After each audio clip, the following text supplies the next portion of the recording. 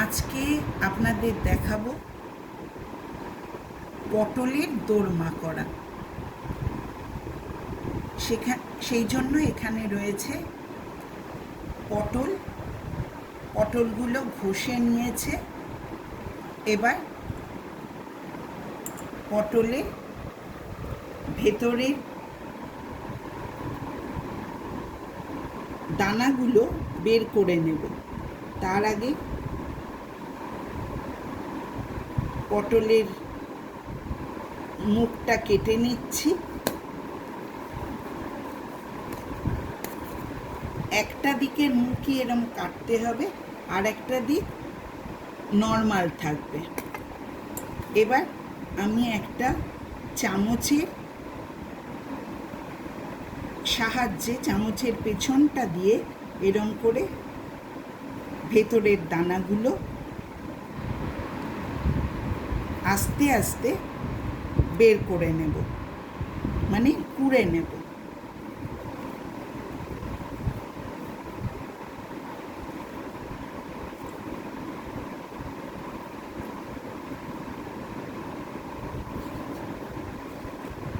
এই দেখুন কিরম সুন্দরভাবে পটলের দানাগুলো বেরিয়ে আসছে। আপনারা ইচ্ছে করলে ছুরির সাহায্যেও এটা করতে পারেন, তবে ছুরি দিয়ে করলে পটলের গাগুলো কেটে যেতে পারে। চামচ দিয়ে করলে সেই জিনিসটা হবে না। আমি চামচের পিছন দিকটা ব্যবহার করছি। এই দিকটা সরু, তাই এই দিকটা দিয়ে করতে সুবিধা হয়। একদম পুরো পটলের শেষ অবধি গিয়ে দানাগুলো বের করে নিতে হবে, যাতে যখন পুর ভরা হবে এই দানাগুলো মুখে না পড়ে।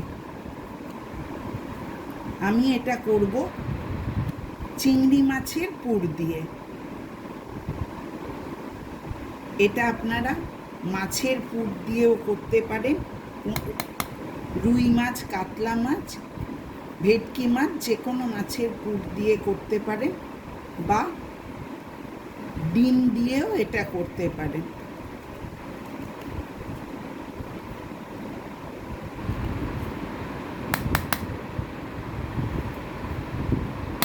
দেখুন কি সুন্দরভাবে পুরো পটলের ভিতরে দানাগুলো একদম বের করা হয়ে গেছে। এখানে আর একটা পটলেরও দানা বের করা আছে। এরমভাবে আমি সব পটলগুলোর দানাগুলো বের করে নেব। দানাগুলো বের করার পর কিভাবে পুর ভরছি আর কিভাবে এটা বানাচ্ছি সেটা আপনাদের এরপর দেখাবো।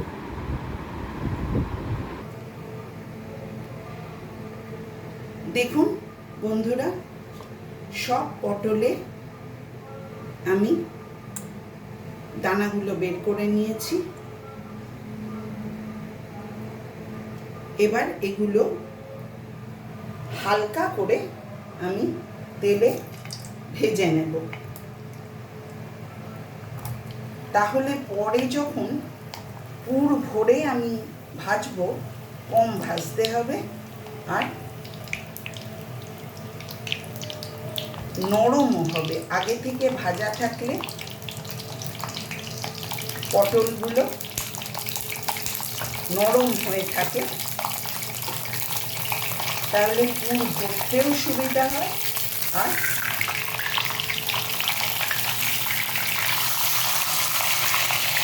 ঠিক দোরমা করার সময়টাতে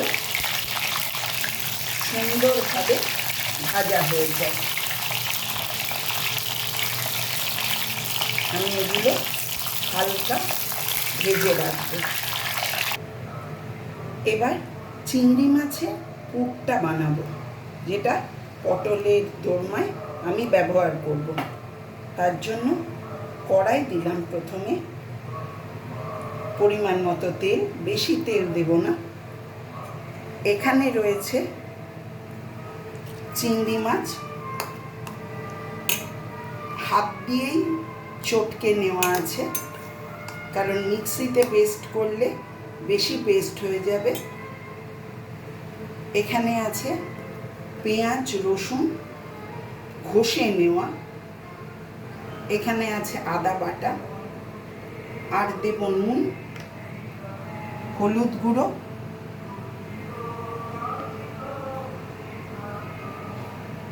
লঙ্কা গুঁড়ো আর গরম মশলার গুঁড়ো। আমি এক এক করে দেখাচ্ছি আপনাদের। প্রথমে তেলে চিংড়ি মাছটা দিয়ে দিচ্ছি।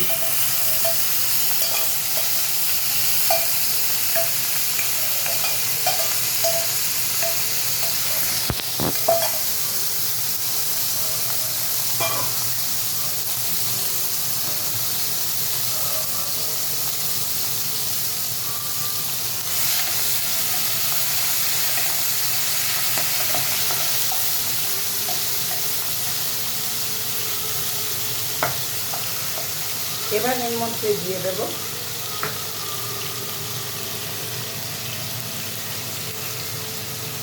আদা বাটা,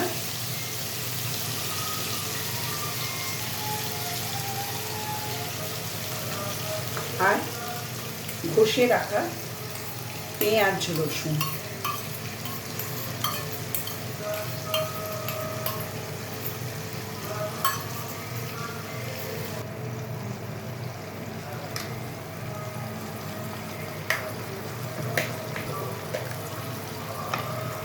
এর মধ্যে দেব নুন,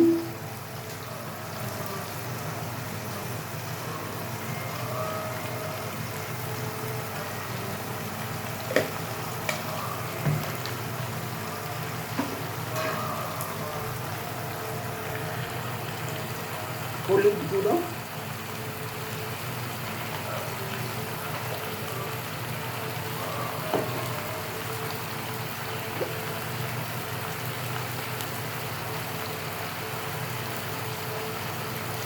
লঙ্কা গুঁড়ো,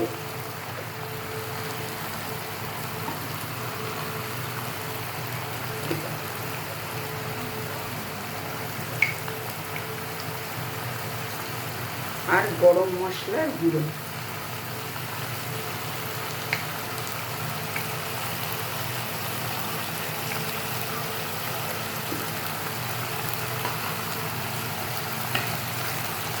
এবার এটা পুরোটা সুন্দর করে মিশিয়ে নেব, আর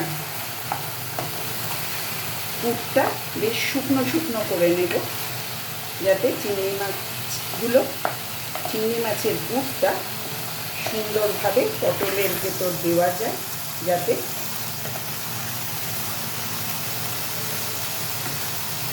পটল কামড়ালে মুখে চিংড়ি মাছের গ্রেভিটা প্রত্যেকটা কামড়েই যাতে চিংড়ি মাছের গ্রেভিটা মুখে পড়ে।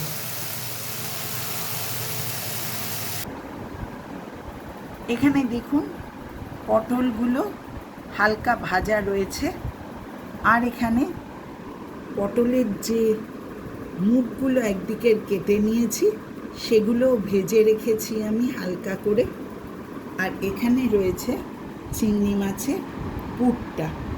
এবার আমি আর রয়েছে টুথপিক, যেটা দিয়ে আমি এই ক্যাপগুলো পটলের সাথে লাগিয়ে দেব, সেটা আমি দেখাচ্ছি আপনাদের। প্রথমেই যেটা দেখাচ্ছি সেটা হচ্ছে পটলের ভেতর কিভাবে আমি পুর ভরি। আমি পুরোটাই হাত দিয়ে করি, কারণ চামচ দিয়ে পুর বেশি ভেতর অবধি দেওয়া যায় না, তাতে পুরো পটলে এই পুরের স্বাদটা পাওয়া যাবে না।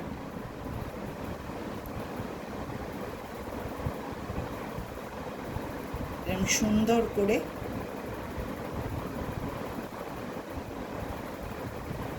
হাত দিয়ে চেপে চেপে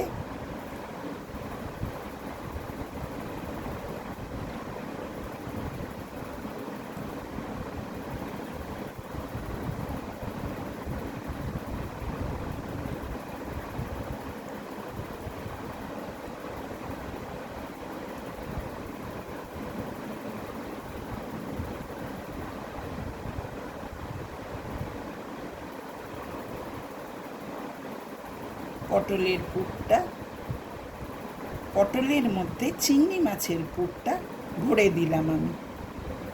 একদম দেখুন পুরো সুন্দর ঠাস হয়ে গেছে। এবার আমি এতে লাগিয়ে দেব পটলের একদিকের মুখটা। একদিকের মুখ দেখুন ঠিক আগের মতোই আছে, আর একদিকের মুখে এইটা আমি লাগিয়ে দেব। সেটার জন্য লাগবে আমার টুথপিক।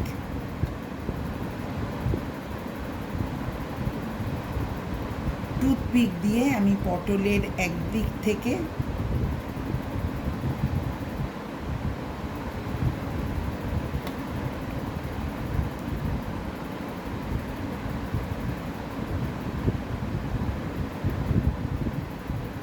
লাগালাম। এবার ক্যাপটার সাথে লাগাবো।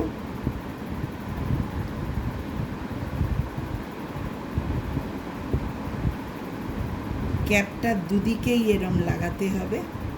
তারপর পটলের আর একদিকের সাথে লাগিয়ে এরমভাবে পুরো জিনিসটা করে রাখবো।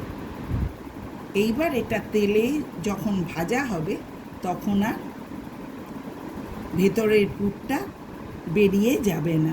এইভাবে আমি বাকি পটলগুলো পুর ভরে নিয়ে আপনাদের দেখাচ্ছি কিভাবে তারপর দোরমার পটলটা ভাজবো।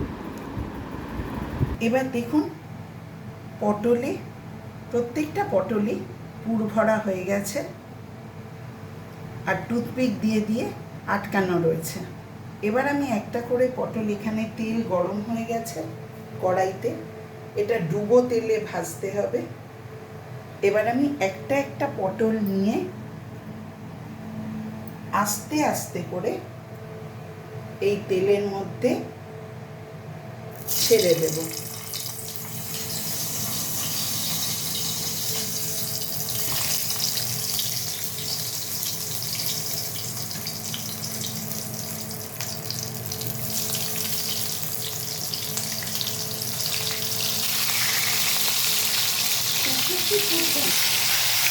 এই দেখুন পটল, পুর ভরা পটল এখানে ছাঁকা তেলে ভাজা হচ্ছে। একবার যেহেতু হালকা ভাজা ছিল পটল, তাই এবার আর বেশি ভাজার দরকার পড়বে না। একটু লাল হলেই ভাজা হয়ে যাবে।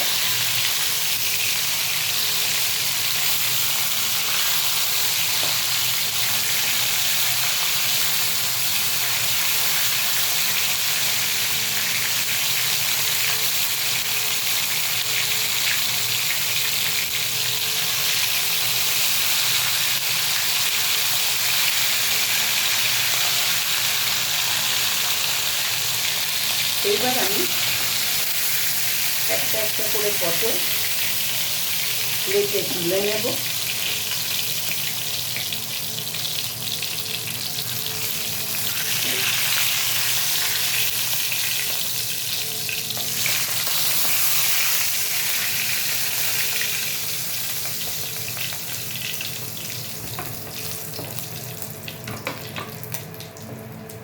এই দেখুন কি সুন্দরভাবে পটলের দোরমা রেডি হয়ে গেছে।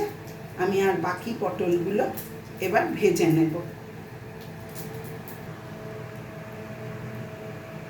দেখুন কি সুন্দরভাবে সব পটলের দোরমা রেডি। আমি আর অত গার্নিশিং করিনি, আপনারা এর সাথে গার্নিশিংয়ে শসা টমেটো দিয়ে গার্নিশ করতে পারেন। এইভাবে সাজিয়ে দেবেন, বা মনে হলে অন্যভাবে সাজানো সেইভাবেও সাজাতে পারেন।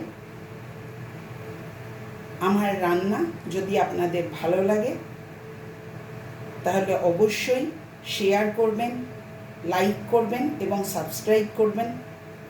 আপনারা যদি সাবস্ক্রাইব না করেন বা শেয়ার না করেন তাহলে আমার রান্না অপূর্ণতা পাবে। আপনারা আমার রান্নাকে পূর্ণতা দেওয়ার জন্য অবশ্যই লাইক করুন, শেয়ার করুন এবং সাবস্ক্রাইব করুন। ভালো থাকবেন সবাই। ধন্যবাদ।